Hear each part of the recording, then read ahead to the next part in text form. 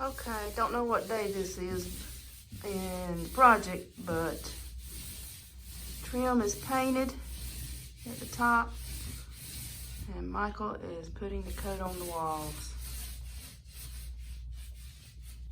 Shiplap next.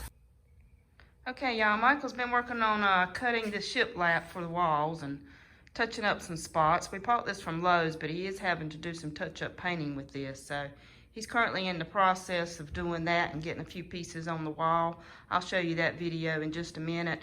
We're actually out here in the garage / workshop tonight, doing a little bit of work on that. But in the meantime, I wanted to show you what I picked up on Facebook Marketplace. If y'all haven't done Facebook Marketplace, let me tell you, it is addictive. I found this old wardrobe here, and local person had it for sale, and I picked this up. Pretty good price, but I think the wood is probably mahogany. But the good thing about it is it's already been sanded, so I'm not going to have to do any sanding to this. No prep work much on this, but I'm going to paint it and use it in the room that we're currently working on. So we'll do some more videos on that to follow. All right, what we're doing now in here, I got the room pretty much painted on the other 3 walls. Deanna decided on this wall and this wall that she wanted the shiplap look to kind of match the siding that's on the porch outside, so it kind of flows from this room out onto the porch. So what I'm doing now, I'm just kind of pre-painting the edges and the inside groove before I put it up, so I won't have to get so close to the wall and do a lot of touch-up. So basically all you're doing is make sure you're good and level, and it automatically spaces itself, because when you see here, it's got this offset, and once you put, there's an offset on the top too, it's on the opposite side, so once you put it up and butt it up, it leaves a uniform gap on every one. So right now, about halfway down this wall, and I'm just nailing it up as I go.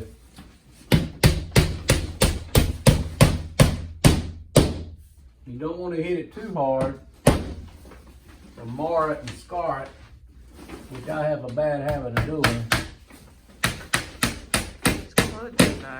But I'm getting better. So once I get my nails in, I'm gonna take my nail set and set my nails just a little bit below the surface.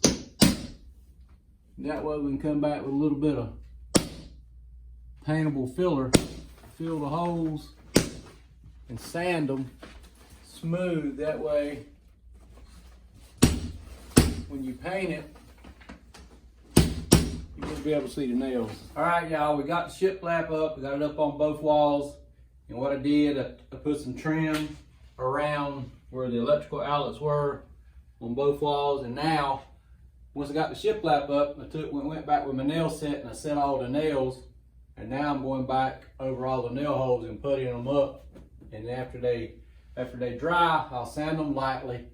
And then once it's sanded and the walls wiped down, then I can paint, and that'll be finished. That should finish up this wall. And then after that, we'll do some touch up, and I'll do some touch up with the caulking around the ceiling molding, and that'll be about it. Then we'll be ready to start on the floor.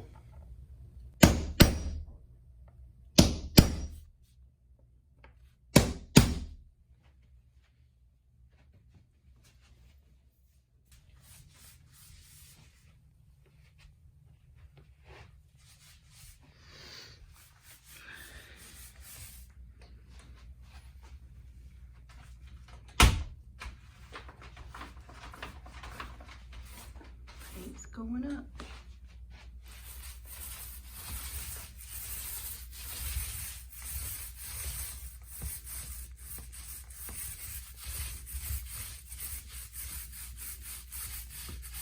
All right, what we're getting ready to do now, you see up there at the top, you couldn't tell it when it was just stained, but since we painted it, you can see where the gaps are on this boxed-in molding we had around the top. So what I'm doing now, I'm going around and just putting regular caulk in. This caulk designed for crown molding, doors, and etc.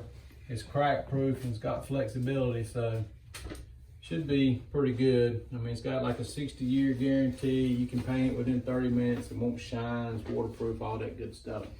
So if you see on this wall right here, behind my cameraman, Camera woman, thank you. I've already filled the gap at the top and the gap in the corners. And what you do, you just kind of take and put the caulk in the gap with the caulk gun, and then you go behind it with a smoothing tool to whatever degree or whatever type shape finish you want. And I can show you that a little bit right here. So what I'm gonna do is I'm gonna go up here to this top gap and just squeeze it and fill in the gap. You got something in your mouth.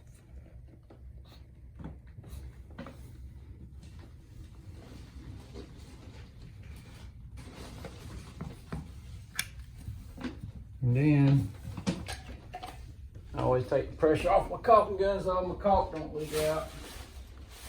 That's Ellie playing in that bag down there. And then I get up here with my tool. Let me get over here on this side so I can get you better. Hold on. What I do, put it up here on the bead and I just run it down to get the excess caulk off. And then to give it a good finish. So you can see right there, all we gotta do now is let it dry. And it does look good. It gives it a neater look. I like it.